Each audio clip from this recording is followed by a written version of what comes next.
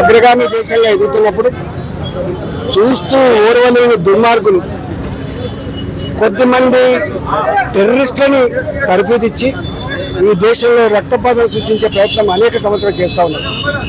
దానికి ప్రతిగా భారత సైన్యం పాకిస్తాన్ ఎయిర్ బేస్ల మీద, పాకిస్తాన్ ఈ టెర్రరిస్ట్ క్యాంపుల మీద దాడి చేసి ఇప్పటికే తన సత్తా ఏందో చాటింది. కాబట్టి ఇవాళ పాకిస్తాన్ వాళ్ళ పాత మిత్రదేశాలను మోకరిల్లి ఈ యుద్ధాన్ని ఆపండి, మా పాకిస్తాన్ను కాపాడమని చెప్పి వేడుకోవడం జరిగింది. కానీ భారత జాతి ఇటుకతో కొడితే రాయితో కొట్టడానికి సిద్ధంగా ఉంది. ఇంకా మీ దుర్మార్గాలు, మీ చిల్లర చేష్టలు ఈ దేశం మీద నడవవు. ఇవాళ ఒక్క బొట్టు రక్తం చెందినా కూడా దానికి మూల్యం చెల్లించక తప్పదని చెప్పి ఇప్పటికే హెచ్చరిక చేయడం జరిగింది.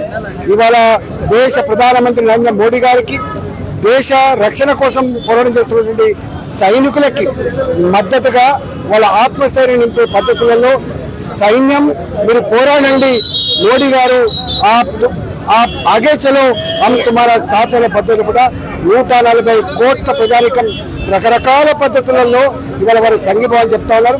ఇక్కడ నేరేడ్మెట్ ప్రాంతంలో సైనికులకి, మోడీ గారికి అండగా ఉండే స్ఫూర్తినిచ్చేటువంటి ఇవాళ ఈ త్రిరంగా ర్యాలీని గొప్పగా నిర్వహించుకోవడం జరిగింది. రాబోయే కాలంలో పాకిస్తాన్ టెర్రరిస్ట్ క్యాంపులు ఈ దేశంలో ఎక్కడ డిస్టర్బ్ చేసినా కూడా తగిన మూల్యం తెలియ తప్పదని చెప్పి హెచ్చరిస్తాం.